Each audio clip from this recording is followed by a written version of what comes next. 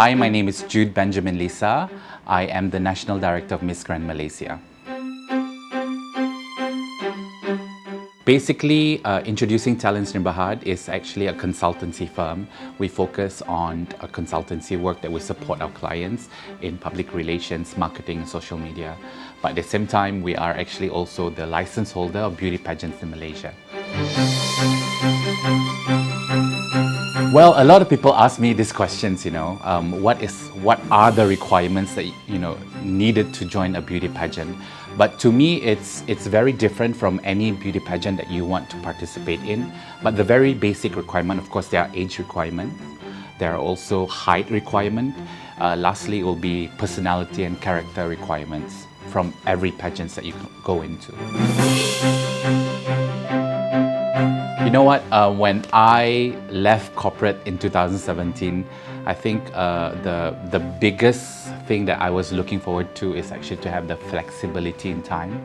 Being an entrepreneur, you have you're not constrained to working hours of a 9 to 5 like before. But of course, during that time, you have to work hard, because if you don't work hard, then you cannot fulfill or even achieve what you want to achieve being an entrepreneur. So flexibility is actually the important thing that I actually really like about being an entrepreneur. So basically, when we first started in 2017, we are a very small, I would consider a boutique firm, because there are so many agencies, especially in Klang Valley, offering the same services to clients. So biggest achievements, I would say it's more of having a track record, because clients would really want to see the output or the results that you give. So currently, when we first started, a lot of events or campaigns that we do is very campaign basis, which is ad hoc or one-time off. But now, after 4 years, we're looking at more of a long-term relationship with clients, which are actually on retainer basis, because the client is already confident in what you do. So this is the biggest achievement I would see, basically. After 4 or 5 years in the industry, a lot of people, when they see or meet me, knowing that we organize Miss Grand Malaysia, questions they ask is, why Malaysia never do well at international pageant? But I always look on a different aspect, what our girls or queens are actually special about when they compete internationally. If you look in Southeast Asia, Malaysia is very special because we have a diverse culture. Because of this makes Malaysia so unique, so special. There are so many races in Malaysia, so because of that makes us unique. That's one. Number two, I think, is language, like any of our queens, Malaysian queens actually. So yes, they can speak their dialects, but when they go internationally, English is like a common language that people use. So that was considered an extra advantage. It's not easy to organize a beauty pageant contest, in our country, Malaysia, because our industry is very small. When I first started, I only had the background of being a PR and marketing guy, and also I have event management experience. But of course, when you go into the industry, it's quite different, because the expect is you look at many things. Yeah. So I have very simple. Sometimes people come up to me like, "Hey, I want to organize a beauty pageant. What are your advice?" I just say, well, for me, it depends how big scale, because we run Malaysia level, which is national scale. So I look at 3 things. 1, the venue. We have a venue, it's there, okay, I have 1 tick. Number 2 is accommodation, because we have to cater delegates from all over Malaysia. And number 3 is transportation. These are the 3 key areas I look at before we proceed in organizing a pageant for Malaysia level. Introducing Terence Too has many licenses that we hold over the years. Of course, we let them go sometimes due to whether if it's relevant for the company. But currently, we have Miss Grand Malaysia, we have Miss Intercontinental Malaysia, and Miss Global Malaysia. So the difference between every pageant is, of course, requirements from the international pageant. So first, Miss Grand International, they're looking for a woman or a young woman who is, of course, physically attractive, of course, who can speak, but yet again, it's lovable by everyone around the world. Miss Intercontinental is very straightforward, a model-looking person who can work in front of the runway or even behind the cameras. And lastly, Miss Global is more of, I would say, someone who is willing to work for the community. So if she has a passion for a certain advocacy, then she would be the right person. It's something of a cross of Miss World pageant. I like to travel to discover the world because of my work. So whenever I am at different countries, I try to learn or adapt to, how brands speak to consumers. But the most adventurous thing is, this is just happening last year. I was on a summer holiday and I went to Germany and Prague. But it was so crazy because my phone was not on roaming. So I decided just to take a train to Prague, and then I didn't know whether people speak English or not, but I just went and then discovered the whole city and learned a lot and just came back the same day. But it was, I didn't plan anything, but it was just fun.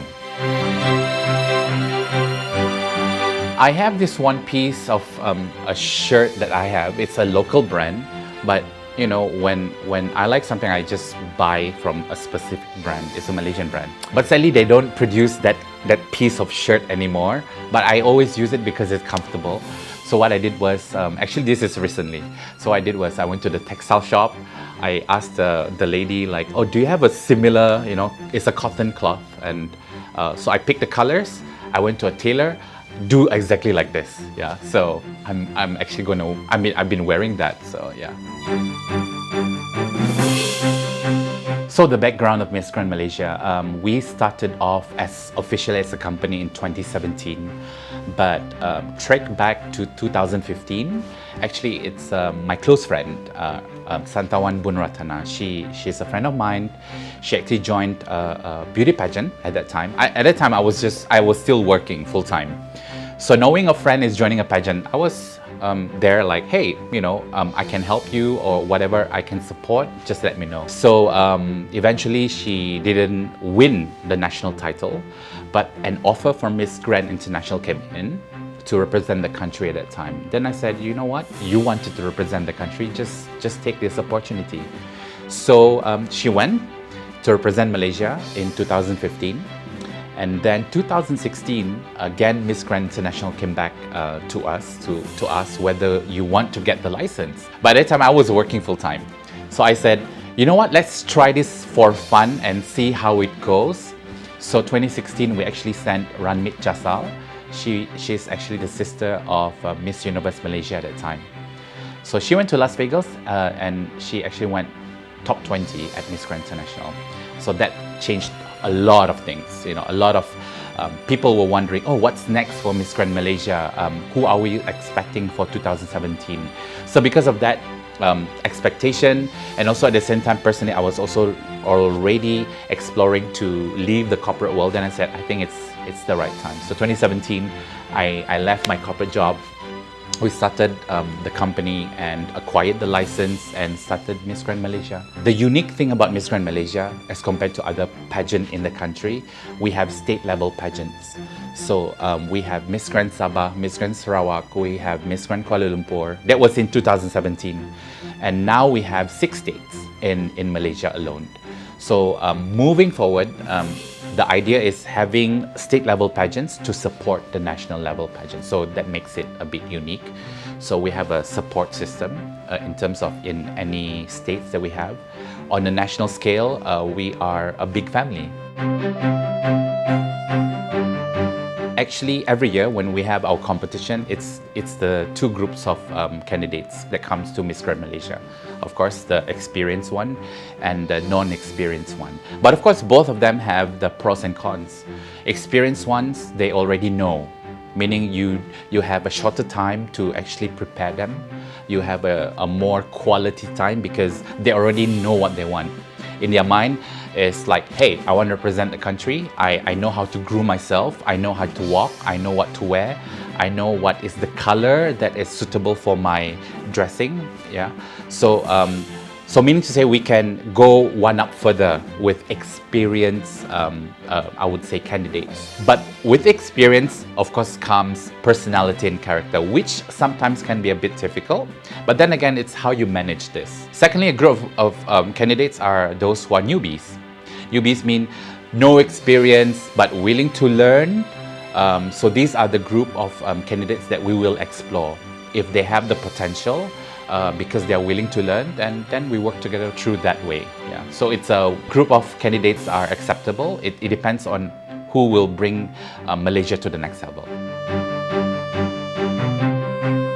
My message to fellow Malaysians, especially organizers, if they really want to take this seriously, I mean, for me, I run Miss Grand Malaysia and the team out of passion. So if you have the passion and drive, I think that it's one extra point. But of course, be good to yourself and the people that you work with, because Malaysian pageantry is small. It's a small industry in the country. That is how you can actually move forward.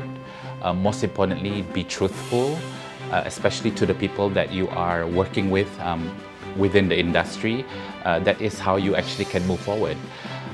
I'm very thankful because when you asked me Miss Grand Malaysia when it was before 2017, we are no one. We're no one even wants to work with Miss Grand Malaysia. But it takes hard work to do that.